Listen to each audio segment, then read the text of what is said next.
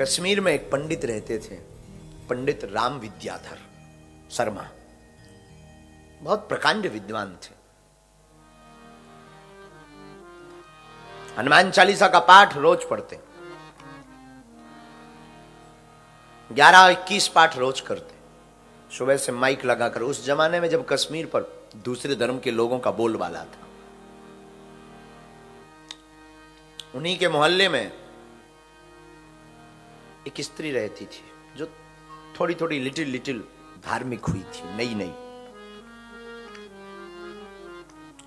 भगवान की ऐसी कृपा, न जाने कौन सा संयोग है कि उनके दोनों पुत्र मर गए। पंडित जी के अवस्था रही होगी पंडित जी की 65 साल की। बच्चे कोई 40 साल का था, कोई 30-35 साल का, दोनों मर गए। उसको लगा कि अब तो इनकी आस्था बड़ी डगमगा गई होगी। 2 बच्चे मर गए, अब तो ये ईश्वर को भजेंगे नहीं। अब तो लगता है ये गांव, शहर छोड़ के गांव जाएंगे। लेकिन वो क्या खबर देखती है कि 1 माह बाद फिर से माइक चालू हो गया हनुमान चालीसा का। पंडित जी ने हनुमान चालीसा नहीं छोड़े। तो दौड़ी दौड़ी एक दिन पंडित जी के पास वो स्त्री गई और उसने पूछा, भगवान क्षमा करना, मैंने सुना है कि आपके 2 पुत्र थे, वो मर गए आकस्मक। ब्राह्मण ने आंखों में आंसू भरकर कहा, हां मर गए।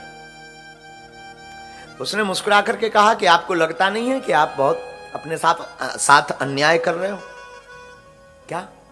तुम जिस ईश्वर को दिन रात भज रहे हो, हनुमान चालीसा पढ़ रहे हो, तुम्हें लगता भगवान है भी?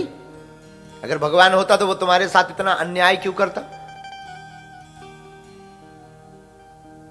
इतना अत्याचार क्यों करता? कहां तुम भगवान भगवान जय हनुमान ज्ञान गुण सागर लगाए पढ़ रहे हो? बंद करो, है ही नहीं भगवान नाम की चीज। ब्राह्मण ने आंसू पोंछते हुए मुस्कुराते हुए जवाब दिया, बेटी ये जवाब हम कल देंगे। कल वो फिर गई, फिर वही बात जो उसने तो रट रखा था। जो कुतर्की लोग होते ना, वो एक ही शब्द रट लेते। वो फिर वही बात, रटंतु बात बोली। ब्राह्मण ने अपनी बिटिया को बुलाया, बिटिया को बुलाया तो बिटिया से पूछा कि बताओ, तुम अपनी जिंदगी में अपने से ज्यादा किसको चाहती हो? उस ब्राह्मण की बच्ची जो थी उसने कहा कि हम अपने बच्चों को चाहते हैं। अच्छा, कितने बच्चे हैं? 2। ब्राह्मण ने आंखों में आंसू भरकर पूछा, हमारे जो 2 बेटे थे बेटी, तुम्हारे दोनों जो भाई थे, वो कैसे मर गए? बोले डूबने से, पानी में डूबने से। पानी में क्यों डूबे वो? इस बच्ची को बताओ। जो तार्किक थी उसको बताने के लिए कहा। उस ब्राह्मण की बच्ची ने कहा कि पानी में डूबकर दोनों इसलिए मर गए क्योंकि मेरे दोनों बच्चे डूब रहे थे। उन बच्चों को बचाने के लिए उसने इन बच्चों को अपने प्राण दे दिए। ब्राह्मण देवता बोले, बात समझ आई? नहीं। बोले, ईश्वर जो भी करता है अच्छे के लिए करता है। हमारे गए तो क्या हुआ, हमारी बेटी के सुरक्षित बच गए, हमारी बेटी के बच्चे बच गए। और तुम कहती तुम्हारी आस्था नहीं डगमगाई। बेटी, पहले तो हमारे 2 बेटे थे, हमें पता है हमारे दोनों बेटे चले गए तो हमें दुख है। लेकिन अब हमारे पास ना 3 बेटे हो गए, 2 बेटी के बेटे हो गए। अब बिटिया भी हमसे कह रही थी 10 दिन पहले, पापा तुम चिंता मत करना, तुम रोना नहीं, आज से मैं तुम्हारा बेटा। और तुम किस ईश्वर की बात करती हो? उस ईश्वर जिसने हमें जन्म दिया, उस ईश्वर की बात करती जिसने हर संकटों से हमें बचाया। और तुम कहती तुम्हारी आस्था क्यों नहीं डिगी, तुम ईश्वर को क्यों भज रहे हो? मैं भजूं क्यों ना? जिसने जन्म दिया, जिसने बच्चे दिए, जिसने परिवार दिया, उसे मैं एक जन्म तो क्या, वो पूरा संसार भी ले ले तब भी मैं उसको नहीं छोड़ूंगा। जो देता है वो लेता है, उसने ही तो दिया। ये संसार बनाया किसने?